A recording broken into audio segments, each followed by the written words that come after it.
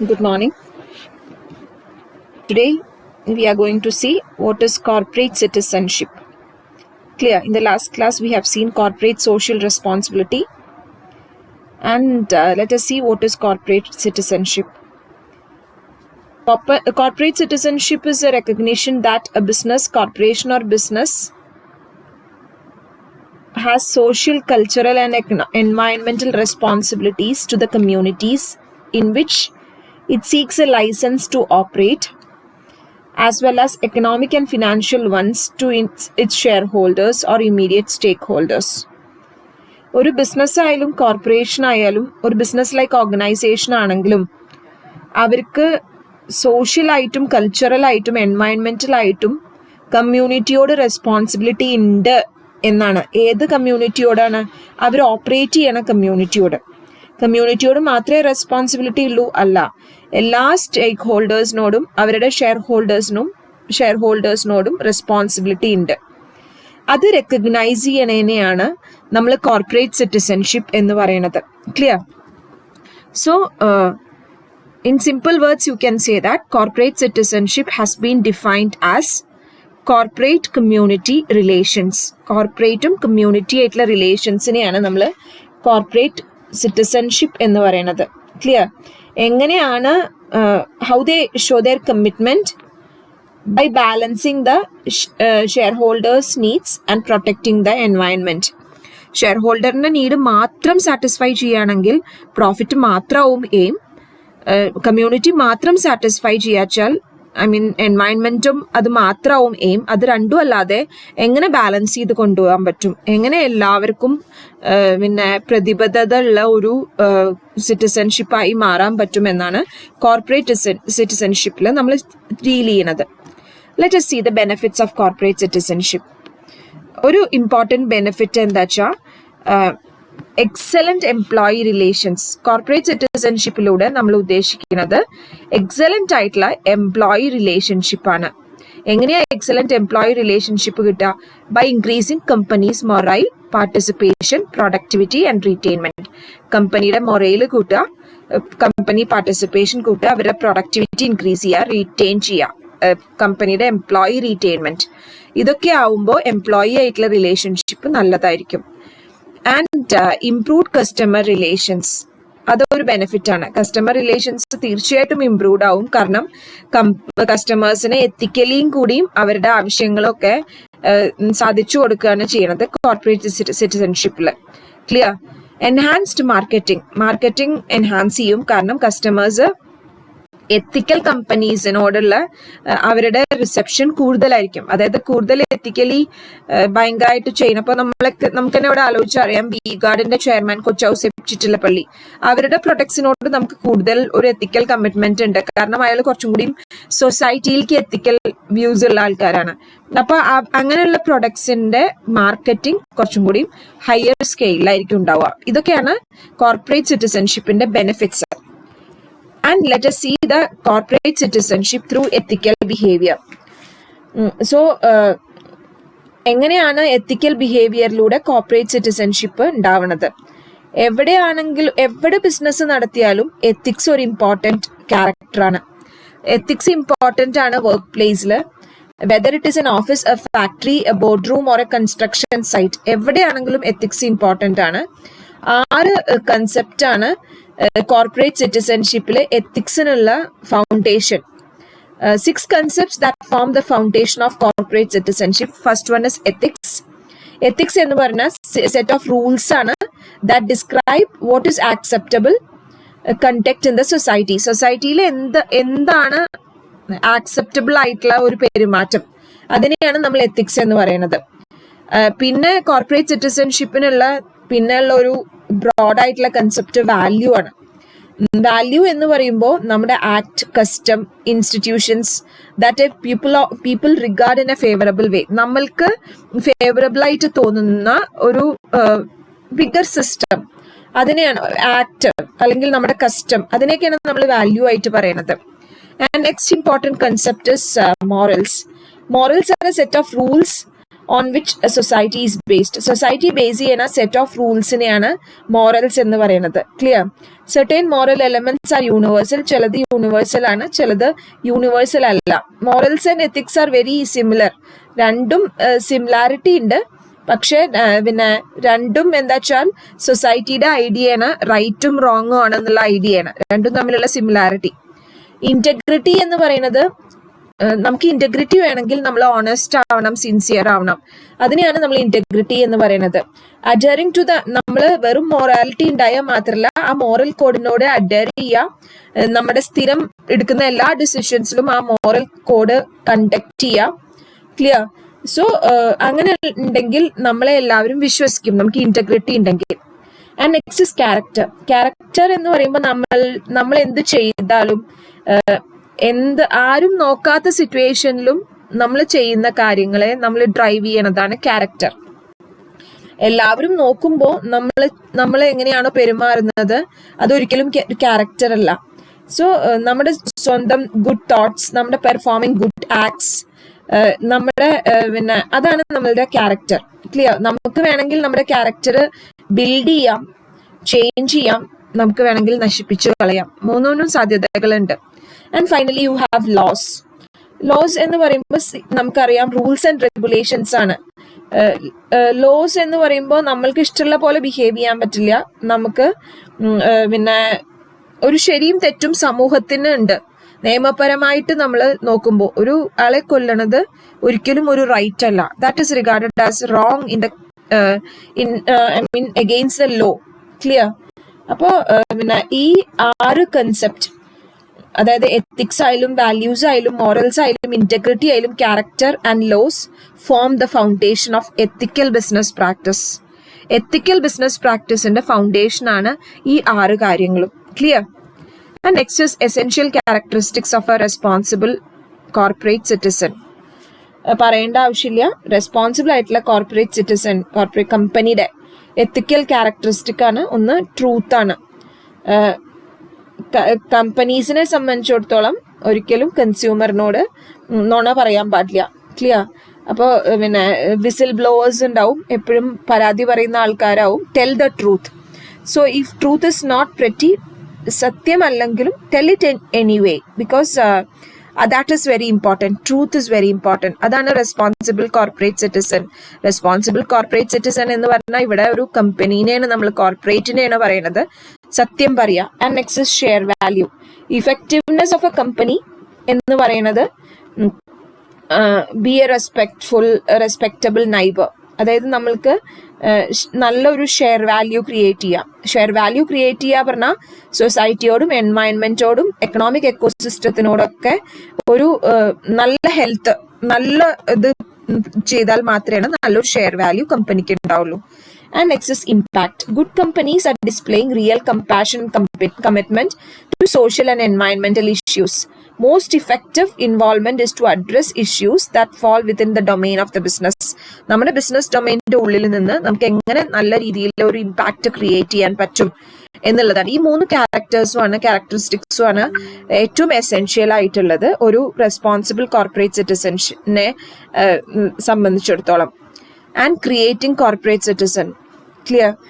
Creating corporate, അപ്പോൾ എപ്പോഴും ശ്രദ്ധിക്കേണ്ട, ഒരു കോർപ്പറേറ്റ് സിറ്റിസൻസിനെ ക്രിയേറ്റ് ചെയ്യുമ്പോൾ ശ്രദ്ധിക്കേണ്ട 4 കാര്യങ്ങളാണ് നമ്മളിവിടെ പറയുന്നത്. ഒന്ന്, questionable practices can destroy a company. Behaviour illegal ആവണം ഒന്നുമില്ല, അങ്ങനെ ഇല്ല. പക്ഷെ പല കമ്പനീസും എങ്ങനെയാ വെച്ചാൽ ഓണസ്റ്റ് അല്ല. Clear? Tolerating questionable practices can destroy a company. അപ്പോൾ ഒരിക്കലും ചോദ്യം ചെയ്യുന്ന ഒരു പ്രവണത ഉണ്ടാവരുത്. കാരണം അങ്ങനെ ഉണ്ടാവുമ്പോൾ എന്താ വെച്ചാൽ അതൊരു നല്ല രീതിയിലുള്ളതല്ല. ഓണസ്റ്റ് അല്ലാത്ത ബിഹേവിയർ ഉണ്ടാവാൻ പാടില്ല. ക്വസ്റ്റനബിൾ പ്രാക്ടീസസ് ഉണ്ടാവും. നമ്മൾക്ക് ക്വസ്റ്റ്യൻ ചെയ്യാനുള്ള ഒരു അവസരം ഒരു കമ്പനീനെ സംബന്ധിച്ചിടത്തോളം ഉണ്ടാവാൻ പാടില്ല. And leadership is the key. Developing an ethical company depends on its leader. Leader ആണ് ഇമ്പോർട്ടൻറ്റ്. കാരണം സ്റ്റാർ ആയിട്ടുള്ള പെർഫോമർ, ഒരു സ്ട്രോങ് കോൺട്രിബ്യൂട്ടർ ഉണ്ടാവണം. ക്ലിയർ? അപ്പോൾ നമ്മുടെ സിഇഒ എങ്ങനെയാണ് എന്നുള്ളതാണ്, ആ ഒരു ലീഡർഷിപ്പാണ് ഏറ്റവും ഇമ്പോർട്ടൻറ്റ് കോർപ്പറേറ്റ് സിറ്റിസൻസിനെ നിലനിർത്താൻ. And predicting unethical behaviour. അതായത് എത്തിക് കോച്ചിങ് ആർക്കൊക്കെ വേണം എന്നുള്ളത് ഐഡന്റിഫൈ ചെയ്യുക എന്നുള്ളത് ഡിഫിക്കൽട്ടാണ്. ക്ലിയർ. പാസ്റ്റ് ബിഹേവിയർ ചെക്ക് ചെയ്യുക. More companies are running background checks on job candidates. അതായത് നമ്മളെ സംബന്ധിച്ചിടത്തോളം നമുക്കൊരു ജോലി കിട്ടുമ്പോൾ ഒരു കമ്പനി ആദ്യം ചെയ്യണത് അൺഎത്തിക്കൽ ആയിട്ടുള്ള ബിഹേവിയർ നമുക്ക് ഉണ്ടോ എന്നുള്ളതാണ്. ആ രീതിയിൽ ഒരു ചെക്കിംഗ് നടന്നു കഴിഞ്ഞാൽ നമ്മൾക്ക് ബെറ്റർ ആയിട്ടുള്ള ഒരു കോർപ്പറേറ്റ് സിറ്റിസൺ ആവാൻ ആ കമ്പനിക്ക് കഴിയും. Creating an ethical culture. Of course നമ്മൾ നല്ല എത്തിക്സും set of standards, values, morals ഒക്കെ നമ്മൾ ഹോൾഡ് ചെയ്യണം. നമ്മൾ നല്ല വർക്ക്ഷോപ്സും ലെക്ചേഴ്സ് ഒക്കെ കണ്ടക്ട് ചെയ്തിട്ട് നല്ല രീതിയിലുള്ള കമ്മ്യൂണിക്കേഷൻ ആവണം. ക്ലിയർ.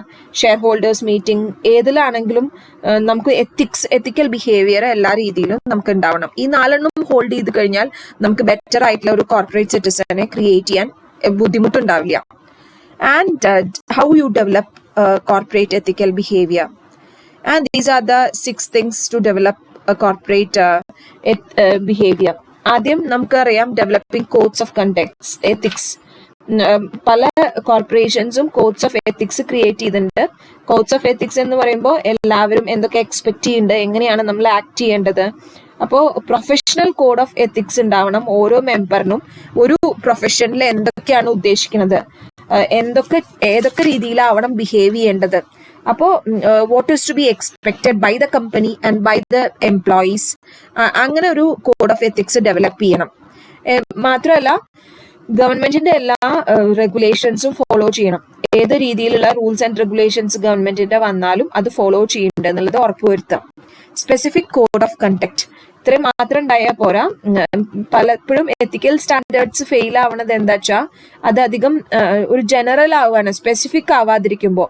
അപ്പോൾ കോഡ് ഓഫ് കണ്ടക്ട് വളരെ സ്ട്രോങ് ആവണം. എങ്ങനെയൊക്കെ നമ്മൾ പിന്നെ കമ്പനിയിൽ ആക്ട് ചെയ്യണം അതൊക്കെ കുറച്ചും കൂടി സ്പെസിഫിക് ആവണം. ഈ രീതിയിൽ ഇപ്പം നിങ്ങൾ യൂണിഫോം ഇടണം എന്നുള്ളത് സ്പെസിഫിക് ആണ്. ക്ലിയർ. പിന്നെ നിങ്ങൾ എല്ലാവരോടും സത്യസന്ധമായി പെരുമാറണം എന്നൊക്കെ പ്രത്യേകം ഒരു ജനറൽ ആയിട്ടുള്ള സ്റ്റേറ്റ്മെന്റ് അല്ല, സ്പെസിഫിക് ആയിട്ടുള്ളത്. എല്ലാവരും നേരത്തെ തന്നെ കോളേജിൽ എത്തണം എന്നുള്ളത് നമ്മൾ പറയാച്ചാൽ നിങ്ങളൊക്കെ പല പല സമയത്തും എത്തും. Everyone should be in the class at 9:30 sharp. അവിടെ അത് കുറച്ചും കൂടി സ്പെസിഫിക് ആണ്. കോഡ് ഓഫ് കണ്ടക്ട് എപ്പോഴും സ്പെസിഫിക് ആവണം. Top management as role models. നമ്മുടെ ടോപ്പ് മാനേജ്മെന്റ് എപ്പോഴും എല്ലാ ഓഫീസേഴ്സും കൃത്യമായിട്ട് ഒരു റോൾ മോഡൽസ് കീപ്പ് ചെയ്യണ ആൾക്കാരാവണം. കാരണം അവർക്ക് നല്ലൊരു എത്തിക്കൽ ടോൺ ഉണ്ടാവണം. എത്തിക്സ് ഒക്കെ സെറ്റ് ചെയ്തിട്ട് അവരുടെ ഭാഗത്തു നിന്ന് എത്തിക്സ് ഇല്ലാത്ത രീതിയിലുള്ള ഒരു പെരുമാറ്റം ഉണ്ടാവാൻ പാടില്ല. And next is periodical reviews. Ethical behaviour ഉണ്ട് വെച്ചാൽ നല്ലൊരു കൺട്രോൾഡ് ആവും. അപ്പോൾ കൃത്യമായ സ്റ്റാൻഡേർഡ്സ് ഒക്കെ ഇടയ്ക്കിടയ്ക്ക് ചെക്ക് ചെയ്തുകൊണ്ടേയിരിക്കണം. Periodical reviews. നമ്മൾ ഹോൾഡ് ചെയ്യണ എത്തിക്സ് കൃത്യമായി നടപ്പിലാക്കുന്നുണ്ടോ, എന്തെങ്കിലും ഇഷ്യൂ ഉണ്ടോ, എന്തെങ്കിലും ചേഞ്ചസ് ആവശ്യമുണ്ടോ. ഇനി next is balancing the conflicting needs. അപ്പൊ അൺഎത്തിക്കൽ ബിഹേവിയർ കണ്ടു കഴിഞ്ഞാൽ എങ്ങനെ നമുക്ക് ബാലൻസ് ചെയ്യാൻ പറ്റും. അപ്പോൾ പിന്നെ ചില സമയത്ത് എത്തിക്സ് ഫെയിൽ ആവുന്ന സിറ്റുവേഷൻ ഉണ്ടാവും. അപ്പോൾ ആ രീതിയിൽ നോക്കുമ്പോൾ നമ്മൾ എപ്പോഴും how to balance conflicting needs എങ്ങനെ ബാലൻസ് ചെയ്യാൻ പറ്റും എന്നുള്ളതും കൂടി നോക്കണം. And enforcement of set standards. Establishing an ethical standard for the business conduct involves more than a return policy. Return policy മാത്രം ആവരുത്, ബ്രീഫിങ്സ് ഉണ്ടാവണം. ആ പോളിസി എല്ലാവർക്കും ഹാൻഡ് ഓവർ ചെയ്യണം, എല്ലാ എംപ്ലോയിക്കും ഉണ്ടാവണം. അപ്പം നിങ്ങൾക്കൊക്കെ ഒരു ഹാൻഡ് ബുക്ക് കിട്ടണ പോലെ എല്ലാവർക്കും ഉണ്ടാവണം. എന്താണ് ആ സെറ്റ് ഓഫ് സ്റ്റാൻഡേർഡ്സ് എങ്ങനെ നടപ്പിലാക്കാൻ പറ്റും എന്നുള്ളതിൻ്റെ ഒരു briefing. Clear. And next is corporate citizenship through corporate excellence. Corporate excellence എന്ന് പറയുമ്പോൾ ability of a company to outsmart competitors. Long ടേമിൽ എങ്ങനെ കോമ്പറ്റീറ്റേഴ്സിനെ ഔട്ട് ഡു ചെയ്യാൻ പറ്റും എന്നുള്ളതാണ് കോർപ്പറേറ്റ് എക്സലൻസിൽ നമ്മൾ പറയുന്നത്. ഇപ്പോൾ സക്സസ്ഫുൾ ആയിട്ടുള്ള organisations are different from excellent organisations. Excellence എന്ന് പറയുമ്പോൾ ഒരു മൾട്ടി ഡയമെൻഷണൽ ആണ്. ഇപ്പോൾ കോർപ്പറേറ്റ് എക്സലൻസിൽ എങ്ങനെ കോർപ്പറേറ്റ് സിറ്റിസൺഷിപ്പ് കോർപ്പറേറ്റ് എക്സലന്റ് ആക്കി മാറ്റാൻ പറ്റും. ആൻഡ് അവിടെ കുറച്ച് ഇതാണ് BPR. First one is business process re engineering. അപ്പോൾ എല്ലാ ചേഞ്ചസും ഡേ ടു ഡേ ഉള്ള എല്ലാ ചേഞ്ചസും നമ്മൾ റീഡിസൈൻ ചെയ്തുകൊണ്ടേയിരിക്കണം. ഒരു കണ്ടിന്യൂസ് പ്രോസസ്സാണ്. അപ്പോൾ ആ ഒരു കണ്ടിന്യൂസ് പ്രോസസ്സിൽ ഏത് രീതിയിലുള്ള ചേഞ്ചസ് വന്നാലും ആ ചേഞ്ചസ് ക്യാരി ഔട്ട് ചെയ്യാൻ നമുക്ക് പറ്റണം. എന്നാൽ മാത്രമേ നമ്മൾ കോർപ്പറേറ്റ് എക്സലന്റ് ആണെന്ന് പറയാൻ പറ്റുള്ളൂ. Business process re engineering. Growth sustainable development. Corporate objective of mere growth മാത്രമാവരുത്. എല്ലാ ഓർഗനൈസേഷനും ഒരു റാപ്പിഡ് സ്പീഡിലാണ്, പക്ഷെ അവർ ഡെവലപ്പ് ചെയ്യുന്നില്ല. അപ്പോൾ കമ്പനീസിന് എപ്പോഴും അവരുടെ ഒബ്ജക്റ്റീവ് സസ്റ്റൈനബിൾ ആയിട്ടുള്ള ഡെവലപ്മെന്റിന് വേണ്ടിയിട്ടാവണം, മിയർ ഗ്രോത്ത് അല്ല. അപ്പോൾ പിന്നെ മിയർ ഗ്രോത്ത് എന്ന് പറയുമ്പോൾ വെറുതെ ഒരു പ്രോഫിറ്റ് മാത്രമാവും, പക്ഷെ എക്സലന്റ് ആവില്ല. അപ്പോൾ റാപ്പിഡ് സ്പീഡിൽ ഗ്രോ ചെയ്യുന്ന ഒരു കമ്പനിയെ സംബന്ധിച്ചിടത്തോളം സസ്റ്റൈനബിൾ ആയിട്ടുള്ള ക്രമേണ ഒരു നല്ല ഡെവലപ്മെന്റ് ആണ് വേണ്ടത്. And next is core competence. ഒരു യുണീക് സ്ട്രെങ്ത് ഒരു ടെക്നോളജിയിൽ ഉണ്ടാവണം. നമുക്ക് എപ്പോഴും നമുക്കൊരു കോർ കോമ്പീറ്റന്റ് ഏരിയ, വേറൊരാൾ കോപ്പി ചെയ്യാൻ പറ്റാത്ത ഒരു കോർ കോമ്പീറ്റൻസ് നമുക്ക് ഉണ്ടാവണം. ഇപ്പൊ running is A core competence എന്ന് പറഞ്ഞാൽ വേറൊരാൾക്ക് അത് കോപ്പി ചെയ്യാൻ പറ്റില്ല. അപ്പോൾ ഓരോരുത്തർക്കും ഒരു കോർ കോമ്പീറ്റൻസ് ഉണ്ടാവും. ക്ലിയർ? അപ്പൊ ആ രീതിയിലുള്ള ഒരു കോർ കോമ്പീറ്റൻസ് എന്ന് പറഞ്ഞാൽ എന്താ, വേറെ ഒരു കോമ്പറ്റീറ്റീവ് അഡ്വാൻറ്റേജ് ആണ്. അതായത് പിന്നെ കമ്പനീനെ എക്സൽ ചെയ്യിക്കാനുള്ള ഒരു കോമ്പറ്റീറ്റീവ് അഡ്വാൻറ്റേജ്, വേറെ ആർക്കും പകർത്താൻ കഴിയാത്ത ഒരു കോമ്പറ്റീറ്റീവ് അഡ്വാൻറ്റേജ് നമ്മൾക്ക് ഉണ്ടാവണം. ഇപ്പൊ നിങ്ങൾക്ക് അറിയാം, ബൈജൂസിനൊരു കോർ കോമ്പീറ്റൻസ് ഉണ്ടായിരുന്നു കഴിഞ്ഞ 2 കൊല്ലം വരെ. പക്ഷെ ഇപ്പൊ അതിന് കുറച്ച് വ്യത്യാസം വന്നു. കാരണം എല്ലാവരും ഓൺലൈൻ ഫീൽഡ് ആയപ്പോൾ ആ ഒരു കോർ കോമ്പീറ്റൻസിക്ക് ഡിഫറൻസ് വന്നു. ക്ലിയർ? ഇപ്പൊ അപ്പൊ ചില കമ്പനീസിന് ഡിസൈൻ ചെയ്യാനുള്ള കോർ കോമ്പീറ്റൻസി ഉണ്ടാവും, വേറെ ആർക്കും ആ ഒരു കോർ കോമ്പീറ്റൻസി എത്താൻ പറ്റില്ല. And next resource utilisation. Excellence ഉണ്ടാക്കുന്ന ഒരു കാര്യമാണ് ഹ്യൂമൻ ആയാലും ഫിസിക്കൽ ആയാലും ഫിനാൻഷ്യൽ ആയിട്ടുള്ള റിസോഴ്സസ് നന്നായി യൂട്ടിലൈസ് ചെയ്യുക, നല്ല രീതിയിൽ പ്രൊഡക്ഷൻ നടത്തുക, മാർക്കറ്റിംഗ്, ഫിനാൻസ്, ഹ്യൂമൻ റിസോഴ്സ് എല്ലാതും. അപ്പോൾ റിസർച്ച് ആൻഡ് ഡെവലപ്മെന്റ് എപ്പോഴും നടന്നുകൊണ്ടിരിക്കണം. ലേറ്റസ്റ്റ് ടെക്നോളജി നമ്മളെ എങ്ങനെ നല്ല രീതിയിൽ റിസോഴ്സ് യൂട്ടിലൈസ് ചെയ്യാൻ പറ്റും, അങ്ങനെയുള്ള കമ്പനീസിനെയാണ് കോർപ്പറേറ്റ് എക്സലൻസ് ഉണ്ടാക്കാൻ പറ്റുള്ളൂ. And next is E commerce. ഇപ്പോൾ ഏതൊരു ഇൻഡസ്ട്രിയൽ ഓർഡറും ഇലക്ട്രോണിക് കൊമേഴ്സ് വഴി നമുക്ക് ചെയ്യാൻ പറ്റണം. കാരണം ഇലക്ട്രോണിക് മീഡിയം വഴി നമ്മൾക്ക് പ്രോഡക്ട്സ് എത്തിക്കാൻ, എക്സ്ചേഞ്ച് ഓഫ് പ്രോഡക്ട്സ് ആയാലും സർവീസ് ആയാലും, എന്നാൽ മാത്രമേ കമ്പനിയും കൺസ്യൂമറും തമ്മിലുള്ള ഒരു റിലേഷൻഷിപ്പ് ഇന്നത്തെ ഒരു സാഹചര്യത്തിൽ കൂടുള്ളൂ, കമ്പനീനെ എക്സൽ ചെയ്യാൻ പറ്റുള്ളൂ. Clear? And next is consumer relationship management or CRM. Customers ആയിട്ടുള്ള റിലേഷൻഷിപ്പ് പീരീഡ് ആൻഡ് ടൈം വഴി ഏറ്റവും വാല്യൂബിൾ ആക്കി മാറ്റാൻ പറ്റണം. എന്നാൽ മാത്രമേ കസ്റ്റമറും കമ്പനിയായിട്ടുള്ള റിലേഷൻഷിപ്പ് കസ്റ്റമർ ലോയൽറ്റി ആയിട്ട് തീരുള്ളൂ. ക്ലിയർ? കോർപ്പറേറ്റ് എക്സലൻസ് അച്ചീവ് ചെയ്യണം എന്നുണ്ടെങ്കിൽ സ്ട്രോങ് ആയിട്ടുള്ള കസ്റ്റമർ റിലേഷൻഷിപ്പ് മാനേജ്മെന്റ് കമ്പനിയിൽ ഉണ്ടാവണം. ഏതൊക്കെ രീതിയിൽ നമ്മൾ ആ റിലേഷൻഷിപ്പ് മെയിൻറ്റെയിൻ ചെയ്യണോ എന്നുള്ളത് ഉറപ്പുവരുത്തണം. And next is strong consciousness.